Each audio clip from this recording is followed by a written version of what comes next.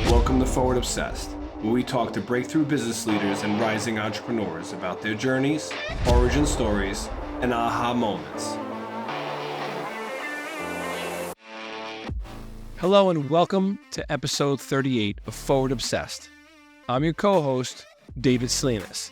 Today we interview Yasha Filippenko, multi-time founder, incredible individual. He takes us back to his humble beginnings, born in Kazakhstan, where he would then move to Russia. He would specialize in mathematics, which would take an interesting turn into technology. His technology career would start at the biggest search engine in Russia, known as Yandex. He would leave there and start up his first company. He exited that company, but not after some tumultuous twists and turns, as you all know, the progress, pitfalls, and pivots we always get into. He would leave there after his acquisition, go to a venture capital firm where he would continue to learn and ultimately start his latest organization, known as Intch. Strap in for this one. It's a hell of a ride. Welcome back to Forward Obsessed, everybody. This episode, we've got Yasha Filippenko on the show. Welcome to the show. Thank you guys for hosting me. So let's talk about the early beginnings. We've been talking for a while now before we put the cameras on, so we've got lots to cover and a little bit of time because you're a busy guy. So let's start out with just your upbringing, just like, take us back to the early days of Russia. Sure. So to be honest, I was born in Kazakhstan, which was a part of USSR, and then my parents moved to Russia, and that's where my childhood happened. And I was living in the countryside where we had roughly 2,000 citizens in our small town. And then because it was a kind of boring place, as a child, you need to find what you want to do, what kind of things could be interesting to you.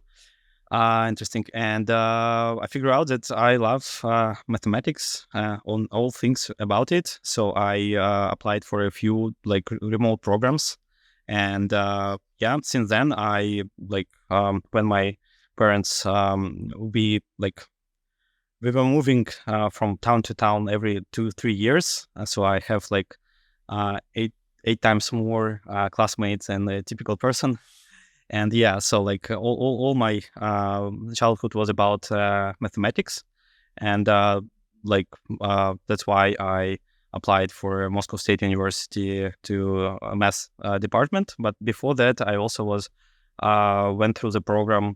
It's called Kolmogorov School, where they the process looks like this. They are going to CIS countries like Ukraine, Belarus, Russia, and try to find young,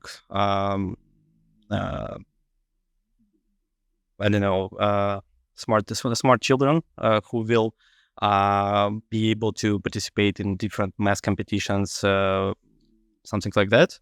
So it was in high school, so I moved to Moscow, and that was the first moment when I was I started to think what I would like to do in the future. What did your parents do? They're kind of they're working in a railway organization, Russian Railways. Okay. Now So they weren't entrepreneurs? No, definitely no. Mathematicians? No. So where'd the math come from? Just at school, you just picked up on it, you loved it? Yeah, it's just when when you are looking around, you're trying different things like sport, different topics, and I had two. One of them was writing something, imagining, and so on, and the second one was solving math tasks or issues. Okay. Yeah, just you're trying to avoid this boring thing. Yeah. So the moving around led you to, you just focused on math and sort of a way to keep yourself preoccupied. Now that you're older, I always look back and I say, why did these things happen to me as a child? Why was I interested in these things? Looking back now as an adult, Have you found any links to what specifically about math you love so much? Is it just sort of solving the problem, or is it was there something deeper in your opinion? Yeah, actually, there are three key things. The first one is you can do it on your own, so you don't need anybody else to I don't know to try to solve a problem or something like that. Secondly, it's actually it's a competitive sport, because at the some level you start participating in Olympiads, competitions, and so on, and that's kind of looks similar to, I don't know, business, for example. And thirdly, it's also about the community, because when you join it, as I said, I don't know, you need to go to another city to meet other guys, other children, and even summer camps. So for example, before I joined Moscow State University, I already knew roughly 60% of my classmates and so on, because and we met much before that. So this is all about it. What is it about Russia and the culture? I feel like there's certain countries, like India is about medicine and engineering. Russia, to my knowledge, has always been about chess and math. Yeah. What is it about the culture in Russia that makes it so focused in math? For some reason, it's cultural thing. You're right. That I don't know. There are a bunch of different classes that you can take, but for some reason, non-math, physics, chemical, and biological classes, they're less important. And if you want to achieve some success, you need to be either a mathematician, be smart in physics or something like that. I don't know why, but this is how it works. It's just the culture. It's just It's been ingrained in everyone. I mean, listen, I'm not Russian, but I would venture to guess that every person that I know that's from Russia or a similar country, they want to be the best at everything that they do. And math is the law of the universe, right? If you know math, there's nothing that you can't break down or figure out from a problem-solving perspective. So you juxtapose math against chess, two of the most strategic, complex, problem-solving things in the planet, right? And both of them are highly competitive, right? Math competitions, chess competitions. So that's just my thought on it, just from what I see. But yeah. And actually, Kasparov, who was one of the most talented chess players, he graduated from the same department, and as I am. Oh, nice. There you go. So, for math, when you were studying math, were you thinking about starting a business? Were you thinking about entrepreneurship? Not at that moment. I just at high school. Kolmogorov school, I had a teacher who was we had programming classes, and we had algorithmic classes where we studied different algorithms and so on. And it was a guy he was something 45 or something. He was a PhD lecturer or something like that. And the one thing that triggered me was that he was smart at algorithms, but when it comes to to connect your computer to internet, it was a hard thing for him, and it was so strange for me that I was start thinking about it, and that was the moment when I realized that technology world, even in 2000s, it's developing so fast, and so it's kind of hard to be advanced in everything. And my first idea was that I don't want to be a developer or engineer. I want to be a manager, because if you're a manager, it's all about communicating with people, managing ideas, all the things. And I was a child yet at that time. And it was a strategy, and I decided that, okay, I probably will not gonna be a developer engineer, but I still want to be involved in this IT revolution, and that's why I decided I want to be something like a project manager or something. It's interesting because you're a pretty good coder still. Yeah. I mean, you were saying this weekend when you had some time in the past, you went on, you were doing some coder wars challenges and stuff. So you didn't professionally pursue being a developer and engineer, but you still managed to be pretty good at it. Yeah. I don't know. One of the answers is actually, like I myself prefer to work on my self, to do some self-development or something like that. And I believe that there are like a few steps of how you can do that. The first one is to develop your hard skills, right? Second thing is to develop your soft skills. And the third one is to develop something else. And the idea that when you are working on it, you need to find some problems or tasks where you can apply it, right?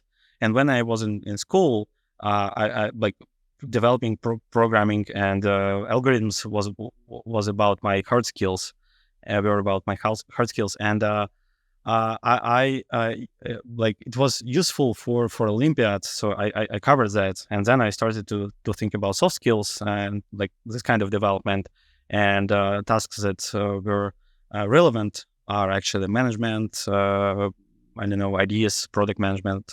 Yeah, Interesting. So was it that pull that sort of brought you into going to take some product management jobs, after school? Was it based on that desire to want to be a manager, to want to be sort of at a product at the time? Yeah, to be honest, the first idea and the first like job was raised in when I was in university. I had a classmate with whom we went to some classes, and we decided to try to build something for people who like to do betting. And that was the first and it was like a story where you, I don't know, ask one of your classmates to develop something. You're bringing like ideas and design, and he's bringing his industry understanding of how this works and so on. And I usually the day of the bookie, and you guys would have had a multi-million-dollar enterprise back then. Maybe. Yeah. So yeah, and that was the first time when it happened. But yeah, right after that, when I was near to it was a fourth grade in the university, I started to apply for like different companies, positions and so on, and like my applications were pretty wide, from developers positions to managers, and one of them was even like analyst, and it was Yandex, my first company. It's like Russian Google, and yeah, they hired me as a project manager, and I was like the youngest person who with this position, probably because it's kind of a thing where I just want to be a project manager no matter what. What's the most important skills as a project manager when you think about being on the product side? Just like you talked about hard skills, soft skills, and then something else. You didn't cover what the something else was, but I'm just curious from your perspective, now that fast forward, you're an entrepreneur, we're going to get to that in just a few moments, but what do you think are the most important skills that make a great project manager in a tech company, a great project manager? To be honest, I'm not sure, but what I like is when we hire project managers who have background in developing, like, because they understand of how everything works. They understand limitations. They have structured, I don't know, way of thinking. Yeah, so like I more believe in smart people than in like positions or skills. Because as I know, like you can develop almost everything if you need it and if you want it. However, all this, like your background is something that could dramatically help you. That's awesome. I always tell people that great project managers manage two things: constraints and complaints. And when you understand the two things, you can really navigate things in an interesting way, because you got customer complaints, you got team complaints, and then you got constraints, which is time, scope, possibility, that sort of thing. So thank you for sharing that. It's always good to see your thing. So, Dave, I know you tend to sort of extract from folks in a great way just how people go from being a cog in the wheel, like in a job, to becoming an entrepreneur. Maybe you can sort of talk to Yasha on that a little bit. Yeah. So you walked into we know because we were in search. Yandex was a big deal in Russia. It was to your point, it was the Google of Russia. Where in the journey does it strike you that you want to be a founder or co-founder or an entrepreneur in versus a cog in the wheel and employee? Mm-hmm. So actually, even before Yandex, I was like thinking that like I probably want to build something like my own startup or a company, but I was like a newbie and I didn't have any experience. So I decided that I need to learn something, and there are two things. The first one, I probably need to work in a like big corporation, a big company where like all processes are already established, and like it's some sort of like culture, and I need to see of how it works. And secondly, like How the cheese is made. yeah, exactly. But like in big corps, and then I realized that I also need a some experience in the startup world, because obviously two different things in the same vertical. I mean, in the IT industry, however, all the things. And and Yandex was a like actually a perfect fit for the first part. And later on, when I was in Yandex, I found that it's kind of like, I mean, well, in big corporations, there is one problem. If you want to, I don't know, to bring more value, it's hard to do it because it's a huge corporation. It's structured in a way that any employee can't I don't know destroy a huge part of it. That's why any decision you need to get approves from a lot of people around, And risk it and keep a lot of constraints in place to make sure that those stage gates can protect the organization from doing harm. Yeah. But at the same time, I was a product manager or project manager, and I had like 3 different projects, early stage within the company. And as an early stage product, you need to make like fast decisions. You need to be able to validate it, fail, and do it again. And I believe that actually one of the reasons why it's hard to build a startup within a huge organization, because you need like they have so many rules about how, like, I don't know, it should look like, it should be, I don't know, it should work for people who have like, I don't know, fonts with like size 50, something like that. And before, without it, you can't just even launch it.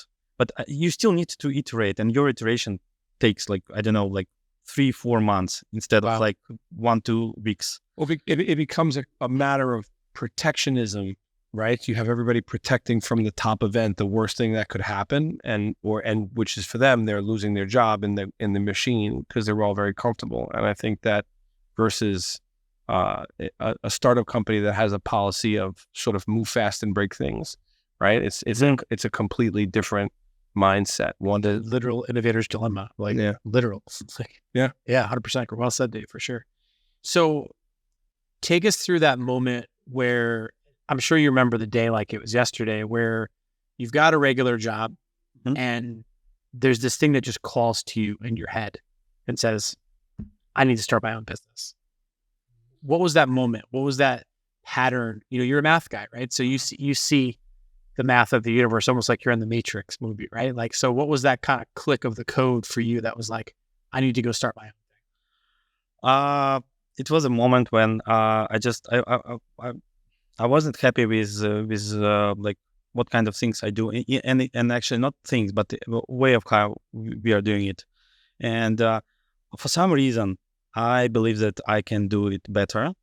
I just have some sort of limitations, and that's why, the first obvious answer was like, okay, if I can't do it in a way of how I want to do it here, so probably I can like do something on my own. And it was actually an idea, and like just to do something without any concrete example of what to do and with whom. And it took like a couple of months to move things forward. to pinpoint the issue that you wanted to solve, to find the problem? Actually, the first thing was to find a co-founder. Okay. Yeah. So, which is interesting because we're going to tie that back to where you are today, but we won't push forward too much. So what was it about needing why did you need a co-founder? As you can see, like, as I said, like even before, like, launching my first company, I decided that I need to kind of experience the first one, big company, the second one is startup, which was invaluable. And yeah, it's all about, like, I don't know, stress or anxiety or something like that. you still want to be some sort of like be protected and be safe. And the co-founder, like your co-founder is your I don't know, partner with whom you can discuss solve all these things.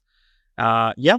And Counterweight, right? It's a counterweight to sort of balance you out a little bit, make sure you don't go too far in one direction. Is that fair? yeah, and who can you can support him or her, and vice versa. And yeah, so it was all about like to be well prepared. So yeah, and when like I approached my ex classmate from the university, we lived together in dorm, and hey Ilonia, like let's do something together. And he was like, I'm not sure that I'm ready yet now. So, and he called me back in a couple of months and said, okay, I'm ready. Let's do something. And then there was a stage 2 when we when we were discussing what we are going to build.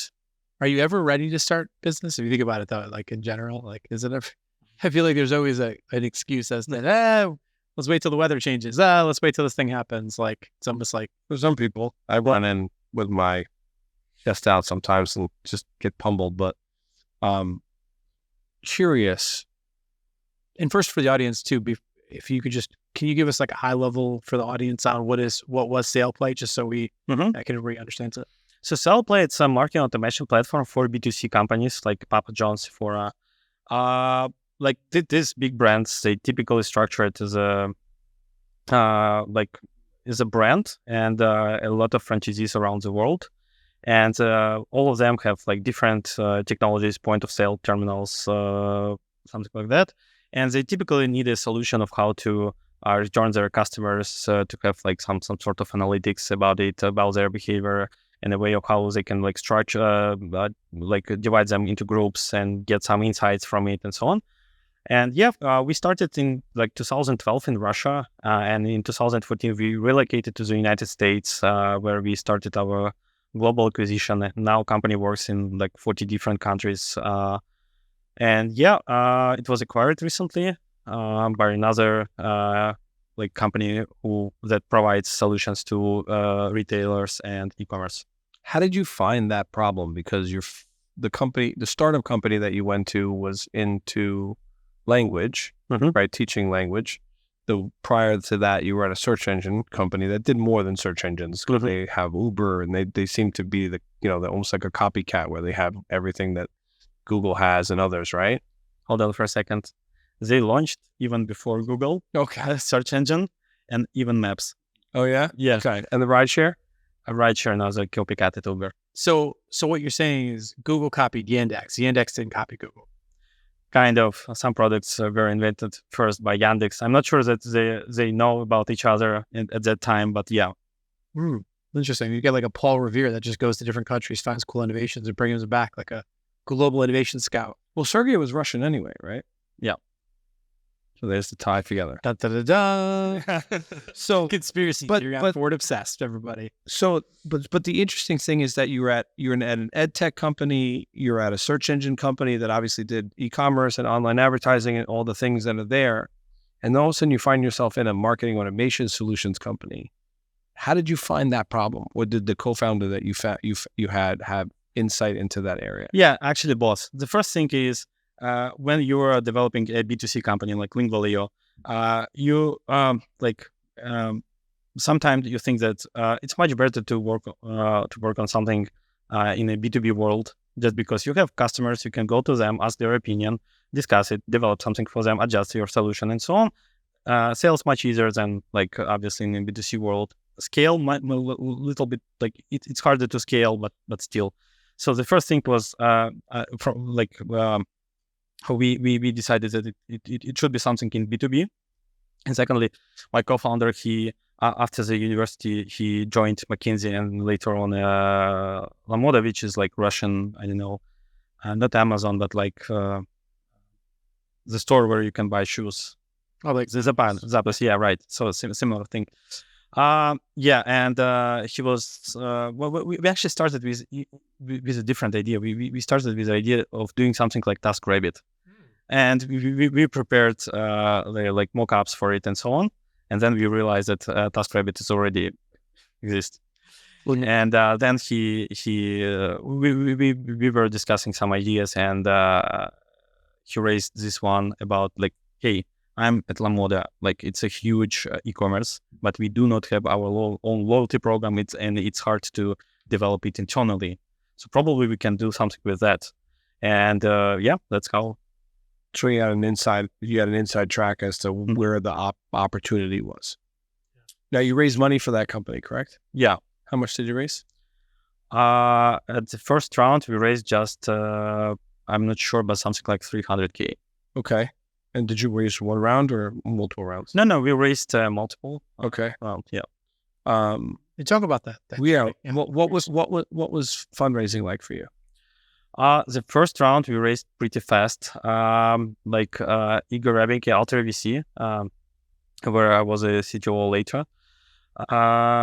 He was the first investor in Lingual.io. So here's the thing: I worked at Yandex, and I liked Lingual.io as a product. So I built this integration or partnership between Yandex and Lingual.io, and that's how one of the reasons why I joined Lingual.io. And at Lingual.io, I was a CTO, and like one of the earliest investors was Alter VC. And when I decided that I'm ready to launch my own startup, I asked Lingual.io's founder to introduce me to Igor. And like it was a pretty I don't know fast. We just met, discussed the idea.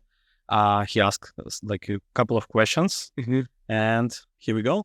Okay, so you did what I call sometimes back of the napkin fundraising. So you didn't go into a traditional situation with a pitch deck and that sort of thing. You just sort of had a casual conversation about the idea, and then from there raised a few $100,000. Yeah, that falls into, it's not what you know, it's who you know, right? Mm-hmm. So then you raise that money. That's sort of your seed round. Things start to take off. I'm assuming you built the product out. At what point did you raise? How many rounds more did you raise? We raised like 3 rounds, as I remember, and we went through a few potential M&As. Okay. Yeah, and after that, it was it's hard to name like a round, because company became profitable. Yeah. So how were the subsequent rounds? Were they more difficult to raise? The only reason why we ask is because I think that one of the most asked questions or discussed questions on this is either raising capital and the difficulty that it takes, and the difficulty or the hardship that you go through to do so, or the easiness of it, or obviously the M&A process. So, did any lessons learned during the fundraising process for you? Did you lead it, or did your partner lead it? Depends. First round, I believe we were equal, and then we split our forces in terms of like I was responsible for the product and marketing, and he was responsible for fundraising. The key lesson was actually with M&A that didn't happen, and it was like, I'm not sure, like it started when Forbes published an article about us or something like that, and one of the their contributors approached to us, and he said like, hey, I know a company who is interested in your product. Is it okay if I will connect you? And later on, this company, a Russian company actually, they like on the, I don't know, day 7, they told us that, hey, we would like to acquire your company. We have just a few things. First of all, you need to come back to Russia. Secondly, you need to increase your revenue. It doesn't matter for us. Profitability doesn't mean anything. So you need to to invest more in marketing and user acquisition, customer acquisition, and so on. And then they started their due diligence process, and it took like literally 9 months. They investigated and like checked our codes, processes, our almost everything, and it took literally 9 months.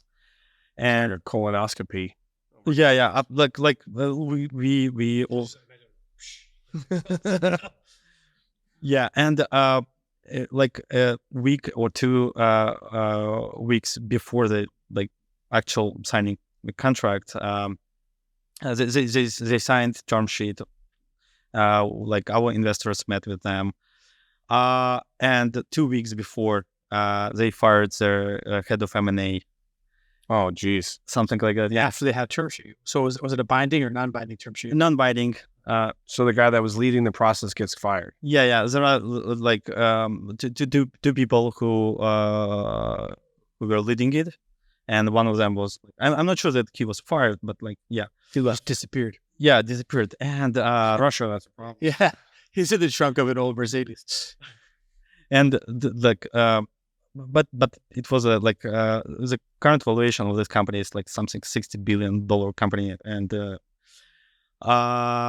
yeah, like 2 weeks before the deal, it disappears, and you need to go back and to keep working on it. What did that feel like for you? Were you just shitting your pants? Like, oh my God, what did that feel like? Were you angry? Were you sad? Like, give us the mindset. Yeah, it was you are completely lost. You don't understand what is going on, because 9 months you were in a position when it will happen very soon. You just need to complete all this checklist. Yeah. And then you realize that it will not gonna happen, and you start blaming. And here's the thing: you can't blame yourself, because you were I was I did it everything right. Okay? My VCs, they gave us some support. They even before the deal, they told us, hey, to be in a strong position, we will sign a document that we're gonna give you additional money even if the deal will fail. So you will be protected from, and you can feel yourself safe. But you still need to blame someone. And I believe it works like in traditional relationships. I mean, between in a family, if you can't blame yourself, you start blaming your partner, and he starts blaming you. And yeah, this is a kind of hard period.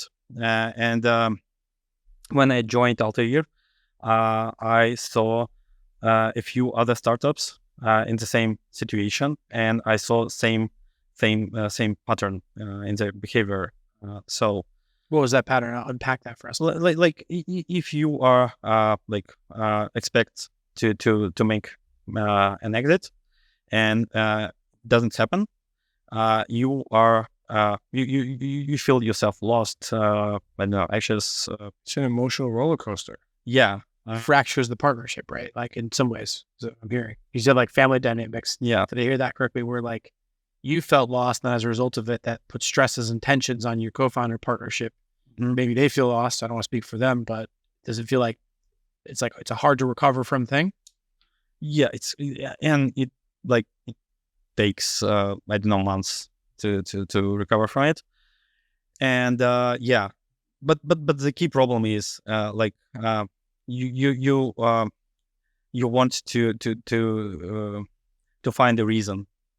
And in our case, we, as I said, we increased our sales. We acquired customers that we were not able to handle, for example, Ozon, which is Russian Amazon. And it was hard for us, not just because of the problem with the deal, but also about that how to handle it, how to manage it, where to find money, and so on. So yeah, the lesson is like if you don't see money on your bank account, the deal is not closed, and you need to do like business as usual, nothing else. So what you used to say? Never celebrate till the check clears. What was that used? No touchdown dance till the check clears. That was But also one of our mentors, and I've said this on multiple podcasts, he taught us all deals take 6 months and deals never happen, right? That's his mindset, is that the deal will take longer than you expect and it won't happen. And I think he used to go off a curmudgeon for it, but now I hated it. I hated it because it's just, as an entrepreneur, you want to be positive and optimistic, and you want to, be excited for the possibilities. but you also can't totally think.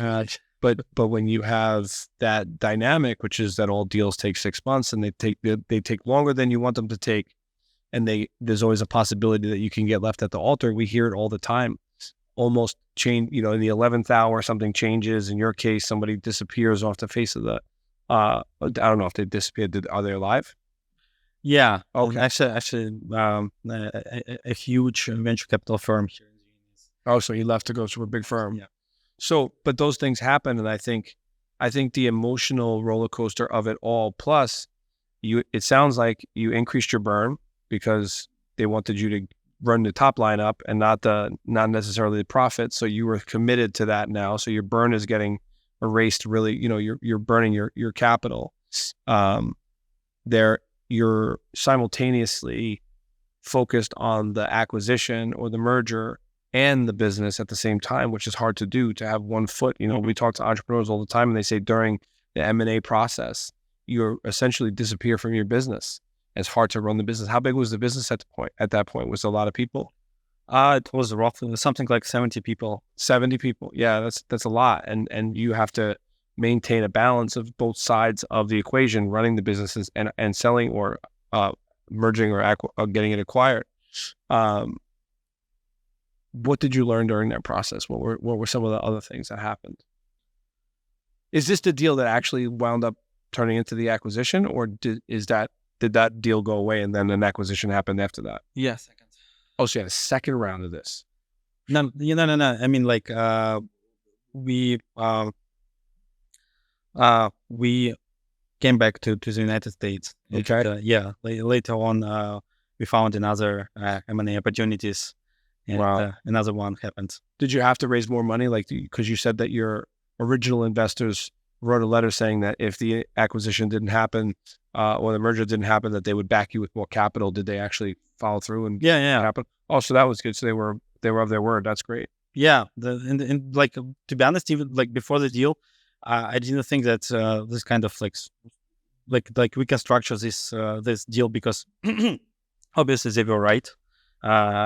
Because without this without this commitment, it's hard to negotiate anything, because we are in a situation where another company like you didn't for months, and you need this deal no matter what.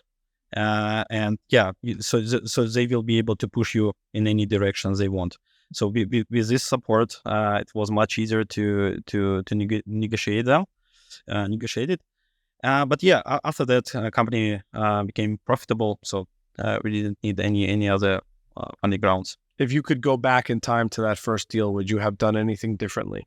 Absolutely. Tell us about that. Sure. So, like as I said, you need to do like your business in a way that this is a, I don't know, side project. Like, you need to develop your business, and you probably even need another buyer at the same time, because it will help you to close this deal, first of all, much faster. Secondly, you will be able to negotiate the price and other things. And the third thing is you will feel yourself protected. And that's actually, in negotiations, is one of the most important things, I believe. Bidding wars and buyers. Yeah. Did you have a feeling that you should have done more due diligence on the acquirer? To be honest, it's like literally like Amazon is trying to buy you. That's who they are. Yeah. They're the big guy. Yeah. I mean, so there's like this kind of company. So like it's hard to make like. So it's like Cinderella story. They're the best. It's the best possible outcome for you if it happens, but there's no way. Would you have put in so sometimes people will put in a clause that if they walk away, they have to pay you, right? Because The Twitter clause, right? yeah, because they've effectively altered your business model, right? They've asked you to change what you're doing, increase top line, and increase your burn. Should you have put in some type of a breakup clause?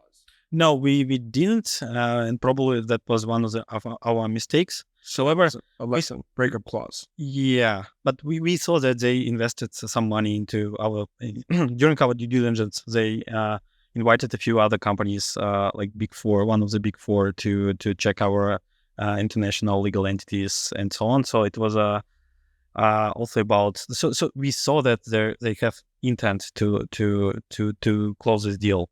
Got it. So they brought an auditor essentially to audit you. Okay. So it just didn't work out. I mean, these things happen a lot of times. Yeah, but sometimes there's a mutual agreement to break up, and sometimes if it's forced or there's an issue, you can have a clause in there that says, if there's a breakup, we get 10% of the purchase price, from you. That way, it incentivizes them to stay at the table. Yeah, for sure.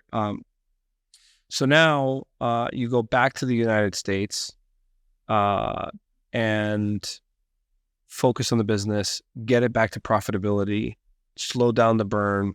I'm assuming because you had started to say that the clients you were taking on, you couldn't even service them. Were you able to service them and keep your reputation intact? Or did you have to let them go? Actually, case by case. Okay. So yeah, that's like, we were in a stage where you don't need to like fake it till we make it. We had a product market fit, everything. We want some international customers, like Papa John's, for example, in their like all their countries. Yeah. However, we are trying. We came to the situation when we need to fake till we make it, and we like. We decided case by case, like obviously, like this customer, this client, we want to have it. We just need to do like this stuff to hire more people or to develop additional things that they're asking for, and so on. In some cases, we went to clients and told them like, hey, we probably will not gonna work together. We can like provide such level of service. Like if you don't like need it or want it, we will do everything we can to make it as safe as possible to break up. Amicable transitions for sure. I'm going to steal a question out of your book. Product market fit. What is that to you? In that case, it was a situation where like it was a B2B SaaS for enterprises. I didn't even think that such companies have a network effect, because like how customers could introduce you to other customers. And with Sailplay, it was funny because you start developing a marketing automation platform, and then you realize that your customer is actually a CMO within the company. And you need to, instead of just one sale, you need just to make 3 sales. The first one is to sell your product to a business. Second thing is you need to sell your solution to your internal customer, to a CMO. And the third one is when this CMO will go to his boss or to her boss, you need to provide some arguments to sell it to the CEO. And when we figure out that our actually product is not about increasing sales, it's more about how to promote your internal customer, your CMO, within the company or to another company. That's the your goal. And when we realized it, we developed some additional things which are like probably not relevant to the core product. So, for example, for marketers, it's really hard to like they have meetings like 1 to 2 times per month with their bosses, and they need to discuss how did they perform it. So and it's actually very hard because there I don't know a lot of issues with that, and we found that we are helping them to make this presentation every single month. And when a marketer is changing company, going to another company, he needs first quick wins, and that's the moment where they invite you as a solution that can help them. And in that case, that was a thing when we realized that we achieved this product market fit, because it's B2B SaaS. All sales are like they take a lot of time, and so in this situation, when your customers start to introduce you to their like headquarters or to other companies, that's the moment when we realize that we are like have a product market fit. I call that the cover your ass report, which is the CYA report, which is what is the thing that your tool can do that lets me as your customer, whoever that might be, demonstrate that it's providing value, right? So, we always say when it comes to SaaS tools, generally it's some kind of a report or some kind of a single feature that's like the magic part of the product. And then everything else is like, okay, everybody else has these features too. But sounds like that's the thing that you were trying to figure out, as it was a bit of a side project because you had to build that thing so that you could win over those 3 different stakeholders, if I'm hearing you. Yeah. And actually I could highlight what was the feature. It was a monthly report where we highlight what is going and what is not, and just like to keep growing parts at the top, and add some descriptions why it's so important and why this particular person were involved in it. Yeah. I think PFPs, right? Pretty fucking PowerPoints. I think you highlighted on something else that's really interesting and astute that I want to explore, because you said that you realize that marketers need quick wins. And I think so often when you're selling B2B, people make the mistake of going after the biggest problem and selling to the biggest problem with the most complex solution. And that's not where you're going to win. And you're not going to win there. I think that what you hit on is the average tenure for a marketer, a CMO, is only 18 months. Mm-hmm. So if you go after that big problem first, you may not show them the win, which means they're not going to take you to their next client or to their next company, or they're not going to show you to the next person. So if you can focus on micro wins to keep them, I don't know if it's dopamine or not, but to keep that sort of dopamine engine going, where they're like, oh, this team is winning for me, I'm looking good, I'm going to extend that 18 months, I can extend my average. Now you have a chance to get to the complex problem, which is going to be the big payday, and keep you in that company and also get that network effect. It's like you always say, Dave, fast nickels are better than slow dimes. Fast nickels are better than slow dimes. You actually also can think about it in this way. When we came to the United States and we started to approach our first potential customers, and they were like, hey, we have some kind of solution like yours. It was implemented in 1995, something like that. We didn't even work at that time, but we know that it took 2 years to implement it. We do not want to spend another 2 years in implementing your solution, even if it's much better than the previous one. Mm-hmm. And like with loyalty programs, all the things, obviously products that were launched in 1995, they didn't know nothing about like social networks. They didn't have like phone numbers, and they used like these plastic loyalty cards. Yeah, and sure. And their suggestion was hey, can you please provide us a small piece which we will be able to add to our infrastructure that will like do something useful, and this will be our like first contract partnership or something. And if it will be useful, you will be able to roll out your other products within our organization. It will probably take forever, but we will have some like small things that's already like working. And this is a strategy, I believe, even for B2B enterprise SaaS. Yeah, that's a great point. So Retail Rocket comes in and the deal finally gets done. Mm-hmm.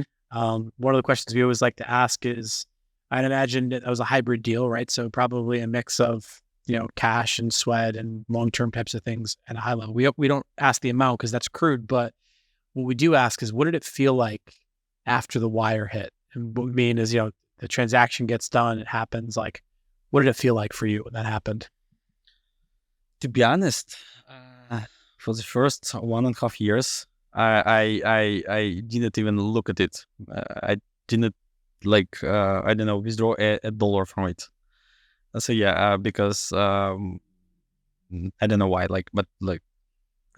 was like this, and this is a moment where I'm trying to start using this money for different things. Did you have an earnout? Did you stay with the company after they sold, or did you just hand them the keys and walk away? No, actually, in our case, I left the company even before. Okay. When this thing with my co-founder, when it happened, we were trying to figure out what our strategy should be, and so on. And I left, and then I joined Altair VC. And yeah, so like the actual acquisition happened when I was not within the company. Yeah.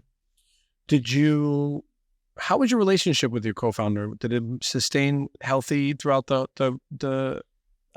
time? We have a meeting like this Thursday. I'm not sure. Probably like divorced couple, something like that. It's tough. Being a partner, being a co-founder and a business partner is difficult. People don't realize that. Uh-huh. I think it's you had a fairy tale ending because the business got acquired, but I don't think people spend enough time really discussing dynamics of partnership, and the things that they could do better. I don't know if you have any pointers on that. Like, how would you, now that you've successfully started a company with a co-founder and exited it, looking back, what do you think you could have done better in the partnership? Yeah, to be honest, the only one thing that I would change is this situation after their broken M&A. So I believe that He blamed you or you blamed him? Yeah, something like that. Gotcha. I mean, there it is. Yeah. So, and I'm not sure that we were able to handle it, because it's like first time experience. Mm-hmm. So I believe in this situation, probably our investors should come to us and tell us, you could expect these things, and you probably need to avoid it or to solve it in this way, because this is not like when I joined a venture capital firm, I realized that we were not unique. Mm-hmm. This happened all the time. And you just need to, to handle it. And when you realize that you are not in a unique situation and your behavioral is not like something special, it makes it much, much easier. Mm. And so at the time, your investors, were you communicating with your investors, or were you just not, or were you just being a typical sort of, I'm going to hold it in and I'm just going to deal with it? Because I feel like good investors will have your back, and they will tell you, this happens all the time. Like we had our Tony Lee at the time, right? He would tell us that deals don't happen. That's the nature of the business, is people get cold feet or things change. No, they were supportive. The problem was they didn't recognize this pattern in us. So, yeah, got it. So communication wasn't going through to the venture level. How long did it take for the acquisition of Retail Rocket to happen? Was it a long process as well? You said the first one was 9 months and then it died. How long was the Retail Rocket one? Yeah, it took like something like, 4 to 6 months. I'm not sure. Yeah, so they started thinking about it a year before. I'm not sure, but that's on their side. Yeah, sure. But yeah, for 4 to 6 months, and the problem is that at that time the war began. Okay. Yeah, and it was another point of pressure. Oh wow. I read in the show notes that the acquisition was really tough. That you had said the devil's in the details. And being an early stage startup, you don't understand certain details about how businesses ran.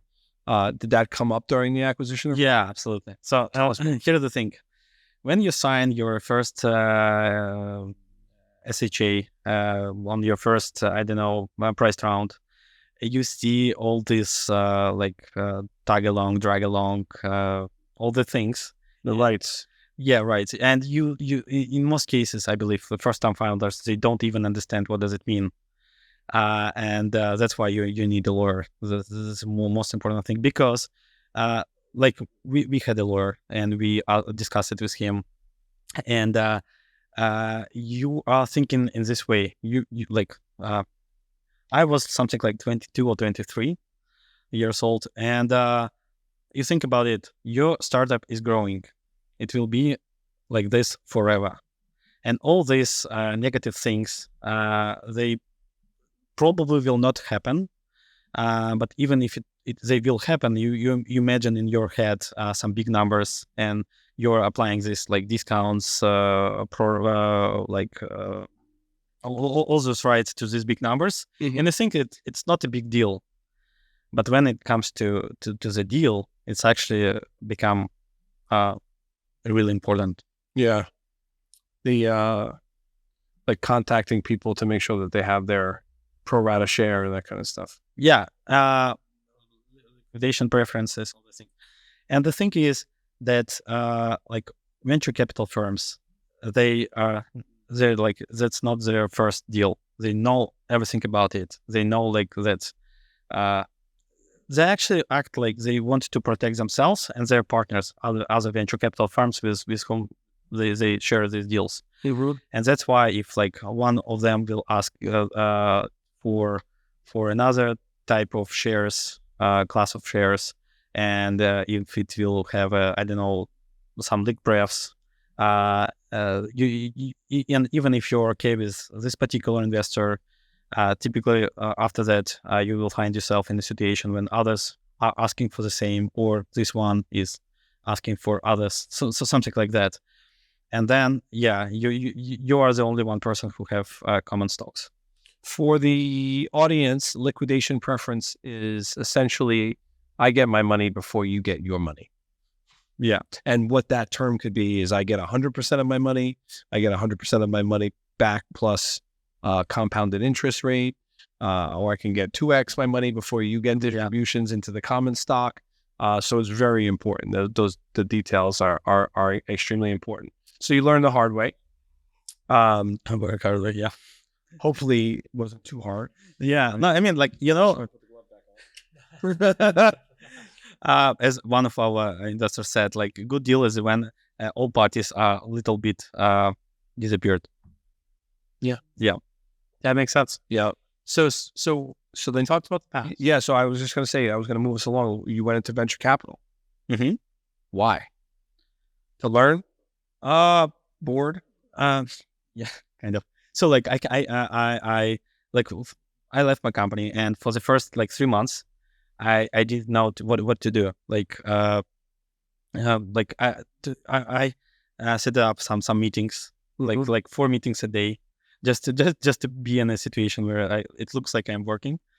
And then I started to look around, and a few absolutely different opportunities came to me, like big companies and other startups, consulting, and this one was from Altair, and Altair was like actually we know each other since 2011. This is like kind of personal relationships. It was really interesting for me to look at the situation from the investor side, from investor's perspective, and it also was more about personal communications. Like Igor asked me, "Hey, I heard that you're looking for a new venture," and I was like, "Yeah, that's something like that." And he said, like, "Okay, but why you didn't call me?" I think that it's an option, and something like that. Small talk and an offer. Small talk means big action. So now you're there. You spent 3 years there, and then you decide, like many of us, that you're crazy enough to go after another company, to start another company, and now you have founded Intch. Right. What is Intch? What is Intch? It's a professional networking app for the future of work. So tell me something. I got to dig into that because I have a lot of professional networking apps on my phone. Do we really need another LinkedIn? No, we do not need another LinkedIn, to be honest. And Lynch is, I hope it's not another LinkedIn. So think about it in this way. Every 5 years, you can find a new social network like Facebook, Instagram, Snapchat, TikTok, whatever. Sorry, I asked you. The stupid Twitter thing is bugging me, man. I found a new icon on my phone. I was like, what is this? Yeah. They hacked my iPhone. Yeah. Same page. I had the exact same moment happen literally yesterday. I manually update. So like I opened Twitter and I was like, oh, the logo's still the bird. And then I said, oh, wait a minute. I hit update and it came up. And hashtag sad face. X gonna give it to you. So on that, so I purposely wanted to poke a bit fun. Like, what are you doing different and better? Yeah. You know, when it comes to so one thing, like every 5 years you can find a new social media, social network, and there are, I believe, two reasons. The first one is new formats of content, and the second one, and algorithms, obviously. And the second one is the fact that younger generations, they do not want to be in a place where their parents are. And with professional social networks, there are no big players since LinkedIn, which was launched in 2000s. And I believe that there is a reason, because the way of how we work did not change so dramatically. So LinkedIn is a perfect solution for a way of how we work, right? Say more about that. Huh? Say more about that. Yeah. Well, one thing. I mean, like, if you are looking for, I don't know, for a job or for a partner or something like that, LinkedIn is obviously the best solution for it. And if you, I don't know, like last year, LinkedIn earned 14 billion, and a year before they earned like 8 billion. So even with such big numbers, they're growing 2 digits year over year. And they have two main products: is Sales Navigator and Talent Solution, which gives them roughly 60% of their revenue. So like they serve and solve this problem like really, really well, much better than everybody else. At the same time, the tectonic shift happened during the pandemic. A lot of people, actually almost all of us, we moved to other places, even to our home countries, right? And even after the COVID, roughly 30%, especially in the tech industry, they're still working in a hybrid mode or in complete working from home mode. And after that, layoffs happened. I believe that it's the same situation with .com crash, where like a lot of American families who invested in .coms, they found themselves in a situation where they need to leave their houses or something like that. So the same thing happened with layoffs. It's a big thing. And we see that millennials and Gen Zs, who are, first of all, the main workforce right now, and secondly, our target audience, 60% of them are actually looking for additional flexible jobs to increase their income, to have to diversify their experience and to keep this like work-life balance they want. And 20% of them actually want to, like, this is a crazy thing that we found, that 20% of them actually want to replace one employer with 3 to 5 different projects in parallel. Is that, just curious on that, I hear that, I've heard that a few times in just what I've seen. Is that because they want to de-risk their investment portfolio, thinking about like, if I have one source of income, if I lose my job, then I'm out of income, versus if I'm able to supplement that. So let's use basic math. I have one job, I make $100,000 a year, just easy math here, right? If I have 5 jobs that each pay me, 10,000 or 20,000 or whatever, and sort of kind of doing it that way, then, if I lose one of them, I can pick it back up. Is it that scenario where they're changing their, like, this fractional worth movement that's happening right now? Or is it more about, because I'm just curious, like, is it really more work-life balance if you have that many more jobs to keep track of? I just want to understand your take on it. It's some sort of like combination, because it's a tectonic shift and it's like social changing, social behavior is changing. And I'm not sure that anybody in the world understands it like the whole picture. But what we see is there are three things. The first one is to keep their work-life balance. People realized that like the previous pattern was, perform better, like work more, earn more, spend more, be more happier. And then people just realize that you don't need to earn more. You can just move to another state or to your, your home country, and it will be much, much cheaper. And secondly, you just can meet with your friends, do whatever you want, and that's what make you happy. And professionals, they want to have it. They want to keep it and protect it. This is the first thing. Second thing is we found it like loyalty doesn't mean anything anymore because like during the layoffs, people were fired in one day, even if you like had 20 years experience in one company. They like fired. Yeah, well, the maternity leave, like women, and all the things happened. And in exchange, people were like, okay, if it's going on, why do I need to be loyal? I want to like think about myself. And in a situation like when company can go through the bankruptcy or they can just fire you, they started to look into something new. They like, okay, if I will have, let's say, if I will have like 5 projects where I contribute like, 5 hours a week, something like that. If like, even if we will, will not work with some of them, I will still have other contracts. I will be able to support myself and so on. So the second thing is to be protected. And the third thing is actually all about the thing that I mentioned at the beginning of our conversation. This world is changing so dramatically, especially with these Chat GPT things and AI. And I believe that people think that it's hard to be well prepared for the next journey if you do not perform. And the way of how they actually perform, they participate in many projects. They get something from this project, share it with another, and this is how it works. So 3 key reasons. Interesting. So I'm sorry, I just want to dig into that. You said you found that data. What data how did you get to that data to find that that's what people were doing? Well, this is actually an interesting thing. We know almost every research in this like field, and like the strange thing is that, let's say Unilever, they name it of fractional jobs. McKinsey call it future of work. Forrester call it working from home or something like that. So it's the same market, but with different names. Mm-hmm. This is the first thing.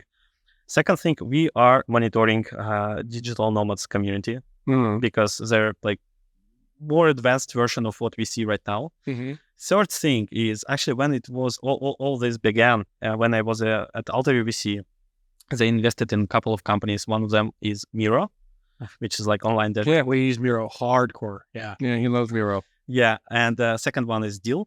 Yeah. So both companies, like before the COVID, I named them like productivity tools, and now I know that they're from the future of work, because both, before the pandemic, their growth was like really significant.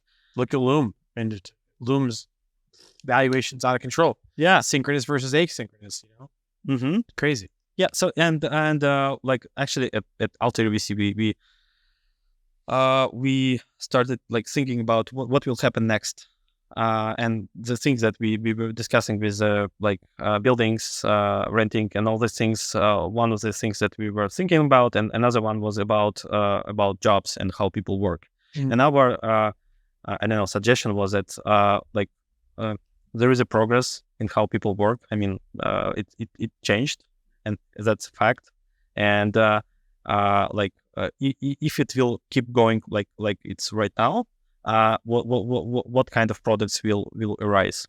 And like Intch, obviously is our version of the answer to this question.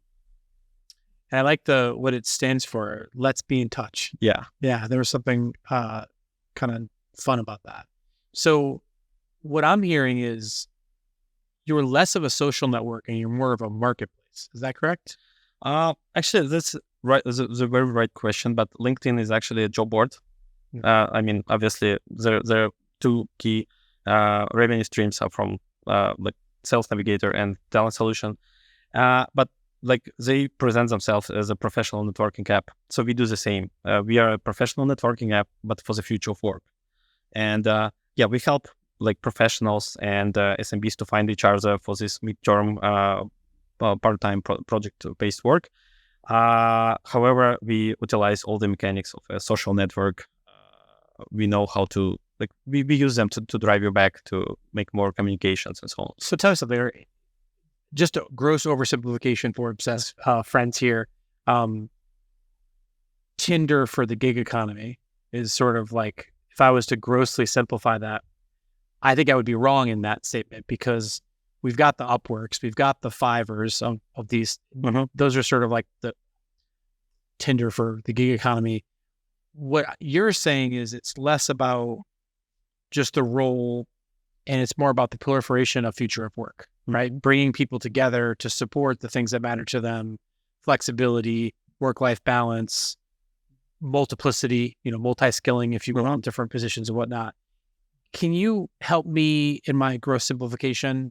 If it's not Tinder for the gig economy, what is Intch from a, just give me the 2 sentences. So let's think about it. So like, let's say Indeed, LinkedIn, they're for full-time jobs.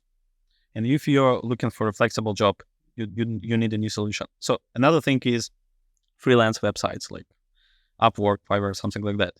And if you're trying to find something there, you will find a lot of one-time side gigs. Yes. For like from 1 hour to, I don't know, probably 1 month. Yes. In our case, our professionals, they're looking for something like 3 to 6 months contracts. Okay. Yeah. And we have a lot of examples. Like for example, ourselves, we have 7 core team members and 12 what we call like future work team.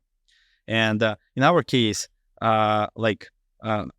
let's say our performance marketing manager, he's from the future work team, and onboarding process took like something like 1.5 months, more than I don't know, freelance. At the same time, we were able to hire a person from a big company who like, and still we are a small startup, so we can't afford to pay him like for the whole salary.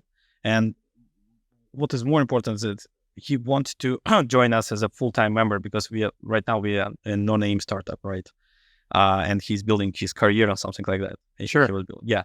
So like this is some sort of a new situation. It has some sort of stigma on this market yet, but yeah, we definitely see another way of how people work, and it's not about like traditional freelancing, and it's not about full-time jobs. So I want to ask a dumb question. This is a fun conversation for me because it's a topic that I love. And one thing that we said before the cameras went on was how people are replacing people with Chat GPT. And so I want to come on that in a second before I let you off the hook on this episode. Talk to me a little bit about, so David asked the question of what does product market fit mean to you? You gave us an answer earlier. In startups, we talk about the word moat a lot, right? In terms of like competitive differentiation, what's the thing that we can sort of hold on? What stops LinkedIn or Indeed from adding something in their taxonomy that just says fractional jobs? I see that pop up a bit from their thing, and ultimately them rendering you extinct, just from your vantage point. Sure. I believe there are 2 reasons. The first one, as we discussed when I was in Yandex, it takes forever to implement anything that it's like somehow could like hurt your core business. And I believe they have the same problem. But this is a kind of a joke. But the second reason is actually what is more important, is because the hiring process. Let's compare, for example, when you're hiring a full-time employee and a freelancer. Yes, 2 absolutely different things. Amen. You don't involve your HR manager to hire a freelancer. You don't have like 8 different interviews and something like that, right? And this is the third thing. The hiring process is absolutely different. So, for example, let's say our performance marketing manager, we are paying him a few grand monthly. At the same time, he's managing much bigger budget. And at the same time, we didn't meet in person. We don't have this regular conversations. I can't manage him because he's in another country and so on. So there is like, first of all, some level of trust should be established even before you start working together. That's why, for example, our like matching algorithm, it involves two things. The first one is what all companies have, like your relevance. Like we are trying to connect people that are relevant to each other via their requests. Rangers graph, that sort of thing. Yeah. But at the same time, our algorithm is predicting your potential intent to respond, and this is kind of new thing. Yeah. So you like we have a bunch of data about it, and we are using it a lot, especially social graph and your how strong your connections and what is all about. To predict, will this person respond to your request or not? So like signals of attestation, essentially, that's going to be able to match in their ability or likelihood to respond to the needed request. Yeah. So like here's an example. Let's say a stranger will ask you something related to your professional area. Yes. You probably will want to I don't know, to work on it just because you don't need this person. At the same time, if your classmate will call you and ask something, even if it's not related to your job, you probably will try to, I don't know, to introduce him to someone because you have some sort of relationship. Mm-hmm. So here's the same thing. We found that in some cases, people do not want to hire the best expert. They just want to hire a person to whom they can trust. Yeah, and that's why all this professional networking become more important. Capable and trustworthy. Yeah. How do you, so I hate LinkedIn, and I was the biggest fan. Like I was early user. I thought it was such a thoughtful platform. I haven't gotten a meaningful connection in feels like years. Every day I open it up. I see a bunch of new requests. It's all the same shit. It's spam. It's all, business or sales requests. Big rifters. Yeah. You want to transform your business? Well, not wait 2 seconds. Or it's like make $100,000 a day. Or no, I don't get a lot of that, but I do get a lot of like I do. No, I'm just saying like the spammers. So on LinkedIn, I get a lot of I'm looking to expand my network. You immediately could tell that they're business developers, that they're salespeople, that they're outsourcing IT. I mean, all the time. And then if you, God forbid, you accept someone's request within seconds, there's a request. There's an immediate hard sell, right? There's no dating. There's no questions. There's no nothing. Can I get 60 minutes to learn about your business? No. As a result, and so you have that. Then you have this group of people that are just spamming the message boards with the list building, right? The top private equity list and this list and that list. And they're just basically building up these big follower bases where they have 600,000 followers and 500,000 followers. And it's turned into this game. Mm-hmm. So the concept of LinkedIn, I think, has been bastardized. And I get it. For Microsoft, it works because they get all the data in the world and they feed it into their systems and it's great. So I do think it's time for a new LinkedIn. I do think LinkedIn is actually, people are fatiguing quite realistically on LinkedIn. Oh yeah. How do you, in this meet people, I saw you had a social capital feature. How do you protect that? Tell us more about this social capital feature. Mm-hmm. Is that built to protect against that? Well, one of the reasons, but like what is more important is that, to be like pretty straightforward, we have the same problem already. This like spammers from Africa, from Myanmar, it takes like a lot of time to be protected from them. They even pay money to be on your platform because on Intch people are answering. That's the differentiator right now in comparison to LinkedIn. Can you charge them more? Like if you get 2 requests for X amount, if you get 10 requests for Y amount, and you get 30. I don't know. Just feels like the more spam you want to send, the more it costs you. Yeah, like it's funny charge per email because back in the day, remember heard that? There was I think it was Jason Free from Basecamp said that. I think I forget that we got to fact check that, folks. Robert cut that out. Is that true? No, jokes aside, I remember someone said, I feel like it was Jason Fried or Paul Graham. I drink their Kool-Aid too much, where it said, you want to see the problem with email change, start charging per email, or something like that. So, but yeah, sorry, my brain went on a tangent. Apologies. So to be honest, that's what we did, and they keep paying us subscriptions. And to be honest, I didn't know where Myanmar is, and I checked it, and beautiful country. However, Asia, right? Yeah. So, and they're not like it's like real people. They do not have any sort of automation, and they invest a lot. They have like US phone numbers. They have US VPNs, fast phones, VPNs, and all that. Yeah, and they actually they like you use other people's profiles from different sources. They pretend to be like normal, and it's really hard to beat it at all, like completely. However, I believe that with LinkedIn, I'm not sure, but as I said, like one of their key products is Sales Navigator, and this is one thing. Another thing is like all these messages, they drive you back, right? When you receive a notification, it probably will return you back. And I believe that it's not the things that they can solve, that's the things that they do not want to solve. Makes sense. Did Earn come up in your research? The Earn platform? Who was that? Omar worked at Earn. Coinbase bought them out, but basically allowed you to pay people for introductions. Yeah, actually, we tested 4 different kinds of monetization. Yeah, one of them was this one. Yeah, and we shut it down in a day after the launch. Why? Because our core users, they came to us and they told us that, hey, it's not a problem for me to make to earn extra, I don't know, $200. Yeah, but if these people will realize that I do these introductions for money, my reputation will be damaged. And like it was like we didn't expect it at all. And like I don't know, literally, I don't know, 100 of people with whom we are in conversation, our early adopters and so on. And then feel dirty. Yeah, that was like, wow, what is going on? Well, it's like the old Earn Black Book thing back in the day. Yeah, well, Earn did. So I think the way that Earn got around it, and I don't know if they were successful. I know they exited to Coinbase. Was that they only got top tier referrers. So Paul Graham was on there, and like very high valued people that had the best of the best network.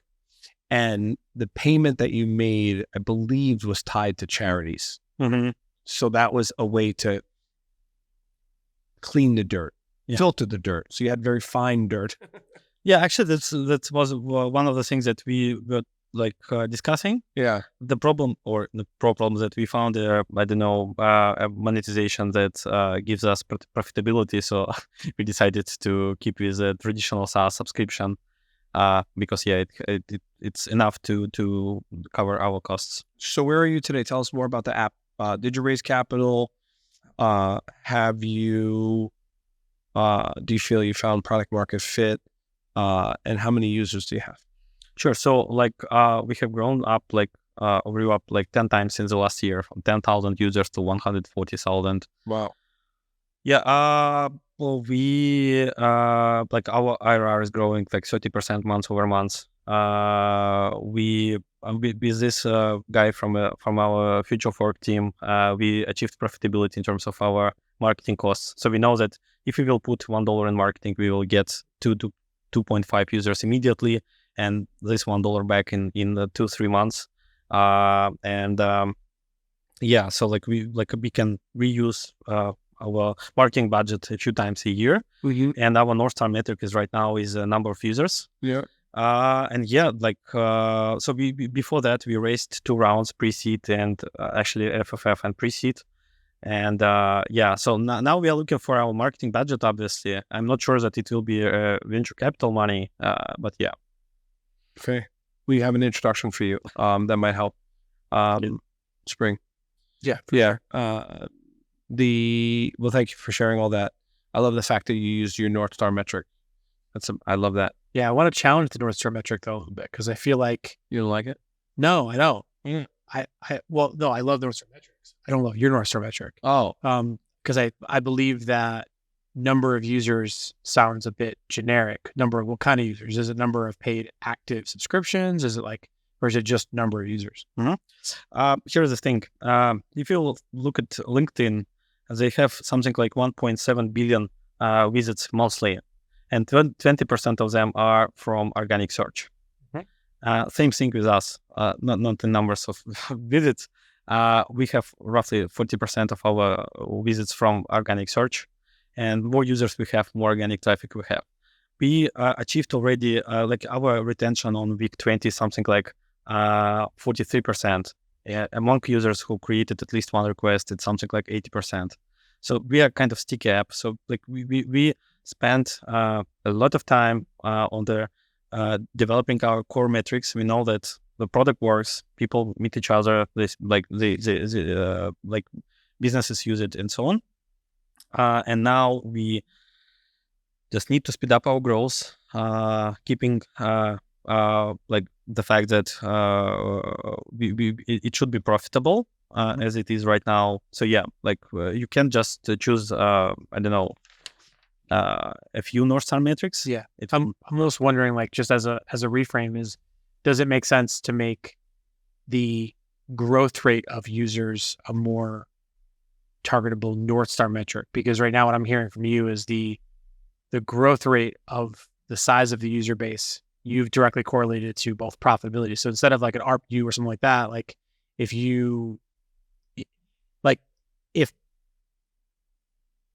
the amount of users that sign on the platform in August is 10% higher and continuing to grow month over month, that growth rate of platform sounds like it's a more monetizable metric for you than just the number of users on the platform, because a small percentage of them is going to be, imagine you got freemium tier, subscription tier, the different things, right? Yeah. So like here there are three things. The first one is in a business app, there are a lot of ways of how you can monetize your users. Sure. We just chose one, but we have in pipeline a few others. It's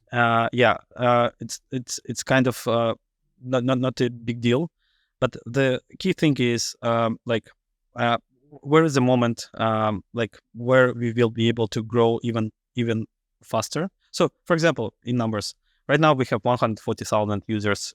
In the Google index at almost 1/3 of it. It gives us 1 point something million impressions monthly. So like, let's say we will have, I don't know, 6 million of users. It will be 60 million impressions monthly. So probably at that time we will not need to make any ads at all. Right. Yeah.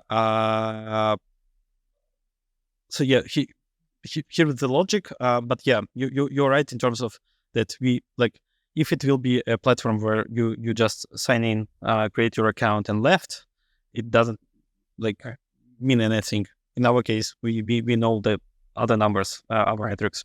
No, that's helpful. And again, not saying good or bad. It was more so just one of the things I've been spending a lot of time with some of our clients on is on that idea of what is the metrics we measure, and then what is that North Star metric, right? That like super aspirational metric that like all the things are driven on the business, like in travel, obviously things like occupancy is a key metric and that sort of thing. So yeah, no, this is super helpful.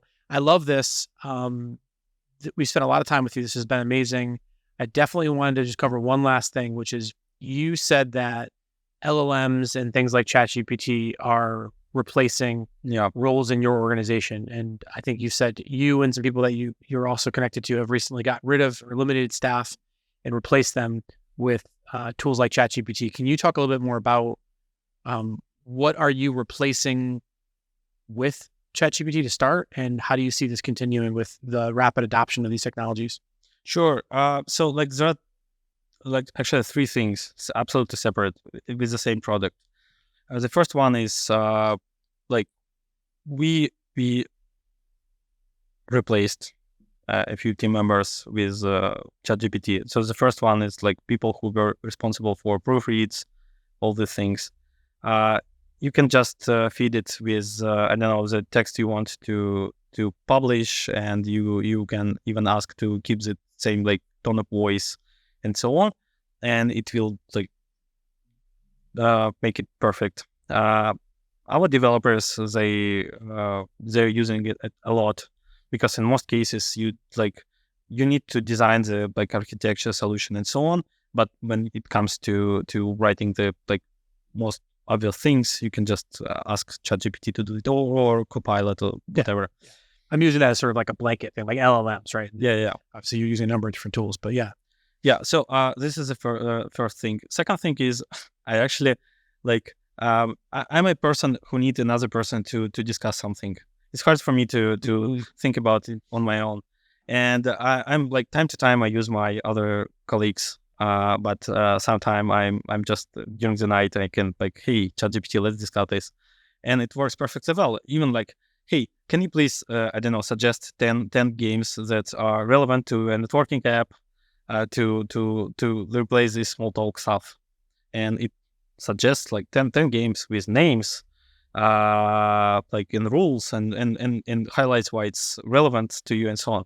So this is a great thing. It's a sparring partner for you at any time you need it to. Yeah. It's funny you said that. I posted on Instagram this weekend. I said, my newest developer doesn't complain about working weekends. I can ask them as many questions as I want. They never stop answering me. They don't disappear, and they write some pretty good code if I'm using the right model. So you know what? I'm using it the same way. I think you're 100% right. We used to always say when we were building the business, if we had 10 of each other, we could build the business so much faster. Chat GPT gives you, it is the multiplier of you, because the questions and the prompts and the way you use it, if you start to get a hang of it, is basically your thinking. So you're just like, oh, let me do this.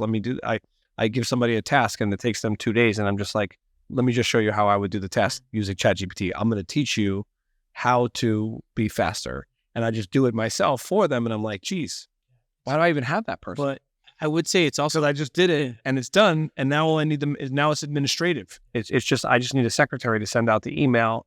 Or I did recently, I said, I won't talk about who it was, but for one of our businesses, one of the competitors announced that they were shutting down a bunch of spaces. And I said, okay, let's identify the spaces. So we went to Fiverr, paid somebody $20, and probably Miramar or somebody is somewhere, and paid them $15 to do the research, to find the 40 locations, the addresses, the owners, and gave them a video on how to do it very quickly.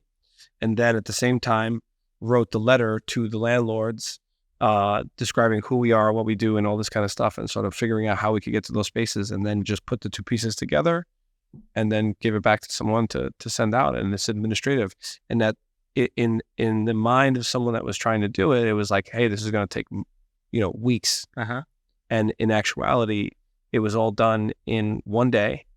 And if you broke it down to the time, it was actually done in about 17 minutes. See, but I would argue it was actually done in 20 years. Is of building that knowledge base. I find that, so like one of those expansion of my is the multiple of Dave. Multiple of Dave, because you said, because I just learned how to do it. Yeah. So I think what's interesting about this is, like, one of the best books on writing is by Stephen King, right? Because, like, just not because he's the best writer, but just because he's really good at capturing attention, telling stories. When I think about someone who's really good at prompt engineering, I'd say I'm pretty good. We can compare prompts offline, but like I think what's interesting is, it's helping me become a better manager and a better executive, because I'm finding myself being much more clear about my instruction set. So clearly you defined a repeatable instruction set that you were able to delegate to someone very, very efficiently. Historically, I've worked with you for a number of years. That wasn't a core skill of yours. But now, because of your ability to hone that skill, now you can use these tools to do this. I think it's pretty you're right. I mean, even I can give you another example. Just yesterday, I gave it a prompt and it did not spit out what I wanted. And I did it again and again and again. After 4 prompts, it still wasn't giving me what I wanted. And I was getting frustrated, like you would with an employee, because you're not giving it the right command. Finally, I got it, and it gave me what I needed. The good news is it doesn't yet post to Glassdoor, but give it some time. No, this is great. I really appreciate the conversation about just the past, the present, most importantly, the future. Just tell the audience, where can we go to download the app? Where can we go to follow you and stay in touch? Clearly, you're a prolific thinker in things like the future of work and tech. And I would imagine all the many lessons you've learned over the years, you're going to continue to apply to this new business and everything you do next. Yeah, to be honest, one thing that as I said, you remember that after the B2C company, you want to work in a B2B, and vice versa. Like after the B2B startup, I decided that my next venture will be in B2C. And with Intch, it's really like interesting for me because it looks like we found something that probably we don't know everything about it yet. Probably like we are wrong, but if we are right, it will like change the whole industry, how like people work, not because of us, because it's trend and we are trying to be adjusted to it.